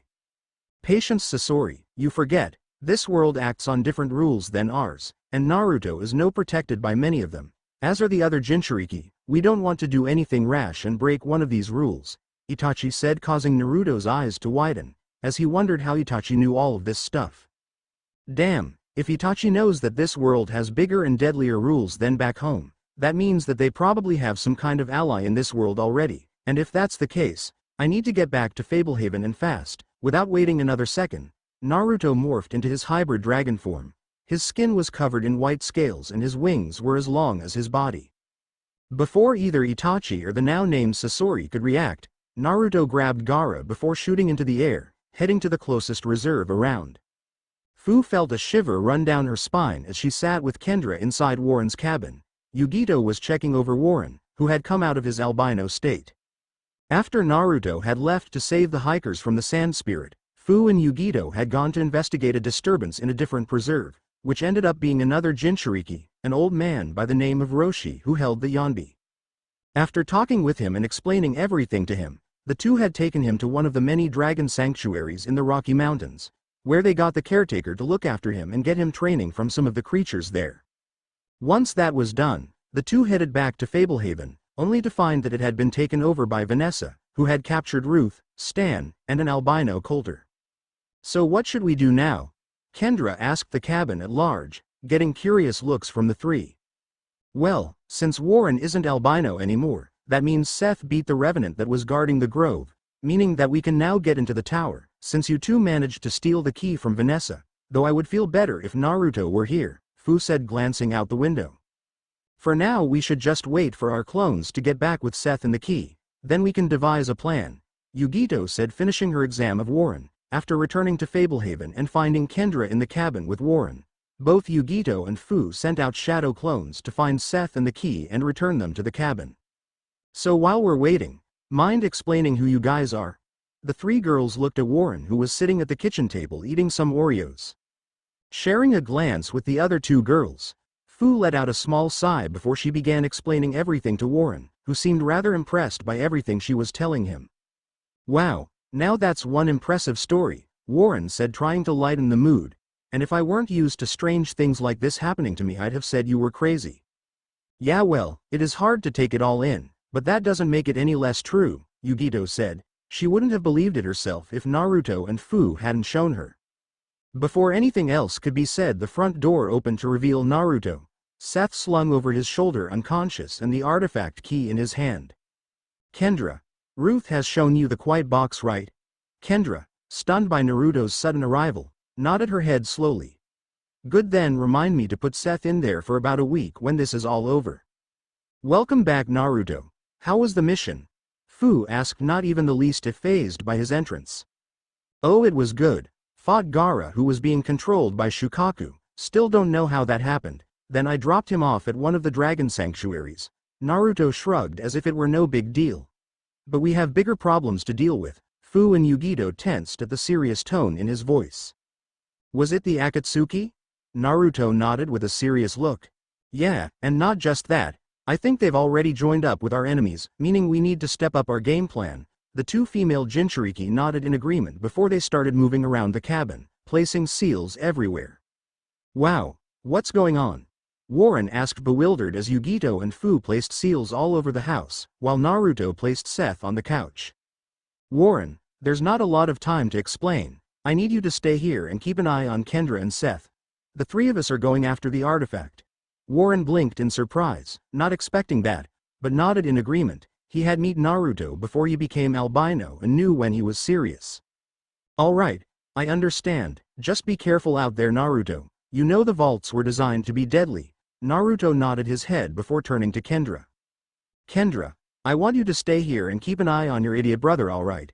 At Kendra's nod Naruto headed towards the door, where the other two were waiting on him, before they shot into the trees, headed for the artifact vault. I hate these damned vaults, Naruto said as he dodged a swing of the axe of a minotaur that he was currently fighting. After getting into the vault Naruto, Yugito, and Fu had descended into the chamber before they arrived in a room which had a number of monsters drawn on the walls. After a while of talking and examining the room, they discovered that in order to advance they had to win a key from one of the drawing, which led to Naruto's current position. Just hurry up, we don't have a lot of time, Fu said as she dodged another swing of the axe. Growling in frustration, Naruto jumped back and transformed into his dragon hybrid form, Yugito doing the same on the other side of the room, before both shot a jet of white-hot flames, burning the minotaur alive. As the flames died down, Fu, in her own hybrid form, grabbed the key hanging around the snake's neck and opened the door. With a nod the three of them moved on. Kendra had a worried look as she peered out the window of the cabin. Warren was standing on the porch talking to Newell and Doran, a pair of satyrs, trying to get a bit of information on what was going on. I hope those three are all right in there, Kendra thought as she took another Oreo out of the bag she was holding and shoved it into her mouth. After Naruto and the others had left, Kendra had inquired about the vaults that held the 5 items. The answer did not help to ease her worry. According to Warren, the vaults that held the 5 keys to Zyzix were designed to be nearly impossible to enter. Very few have ever entered them and even fewer had returned. According to Warren, the vaults were all designed in a similar way, something powerful guarding the vault, in this case the Revenant. Then there would be a number of traps that corresponded with the design of the vault, as well as other things inside the vaults themselves. Then there were the guardians of the artifacts that you had to defeat in order to get the keys, or so it was said. I hope you three come back soon. Kendra glanced over at Seth who was still out of it, though he was breathing calmly, which was a good thing. Though Warren said there may have been some effect from Seth's stupid stunt. We really need you three. I hate this damned tower, Naruto roared as he hovered high above a large chasm which was currently housing a large cat with roughly the size of ours with 4 black writhing serpents growing out of its shoulders. You seem to have been able to hold your own up until now, Vanessa said as she used an anti-gravity stick to hover above the chasm. Don't even start with me, we'll be talking about this after we kill that damned cat 3 more times. Naruto snarled, red eyes narrowing in annoyance, causing Vanessa to swallow the lump in her throat. Naruto, we need to finish this now, Fu said as Yugito, in her Jinchuriki cloak, fought with the guardian of the artifact, which was keeping up with her. Nodding and grabbing the key, which had turned into a sword by this point, Naruto folded the wings of his hybrid form and dived at the cat, plunging through its back and killing it for the 7th time. Alright. Just 2 more lives left, Yugito smirked as Guardian reformed, growing a little bigger. Eat this, you stupid bastard. A small ball of energy began gathering at her mouth, before she fired it at the cat, hitting it with a mini Bijudama, killing it for the 8th time. You know, I wish we had thought of that earlier, Fu grumbled as the cat reformed for the final time, Vanessa watching with wide eyes at the power Yugito displayed. Yeah, we can argue decisions later. This damn tower is pissing me off right now and I can't think straight.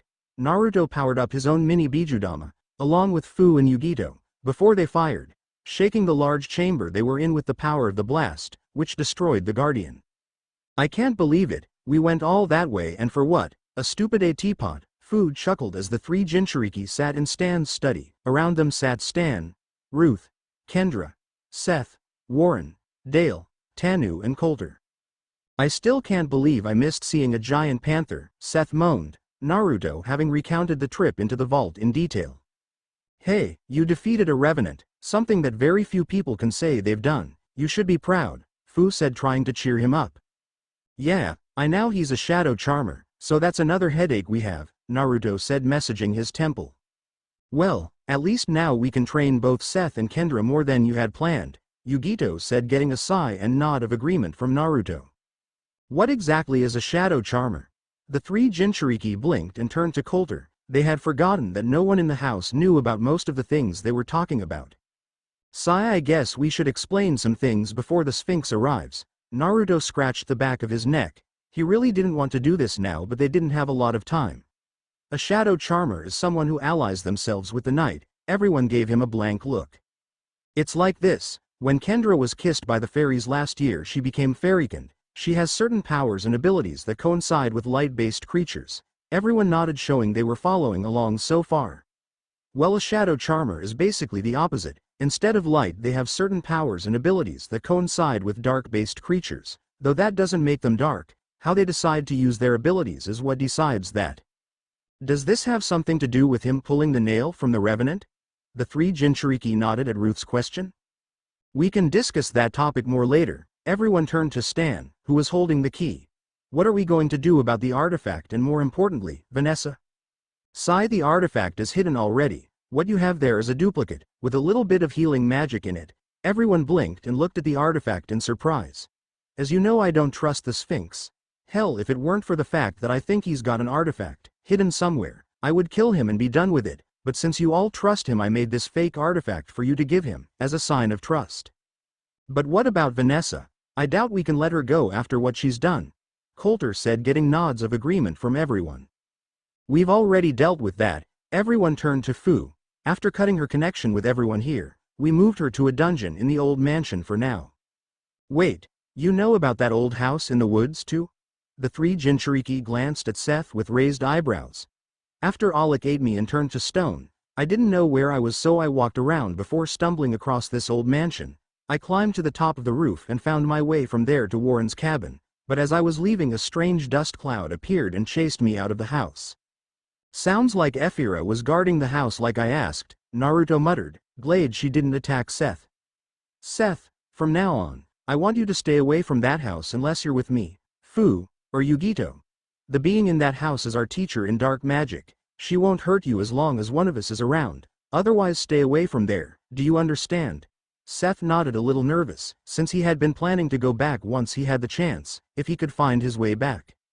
All right then, you don't mind? I think we'll be turning in now, Yugito said as she stood up and stretched, along with Fu and Naruto. It's been a long day and we still have more to do tomorrow, so we'll see you all in the morning. With that, the 3 Jinchuriki all left the study, each wondering what was to come. The end. I hope you enjoyed this episode. Remember to subscribe and like this video. See you in the next part.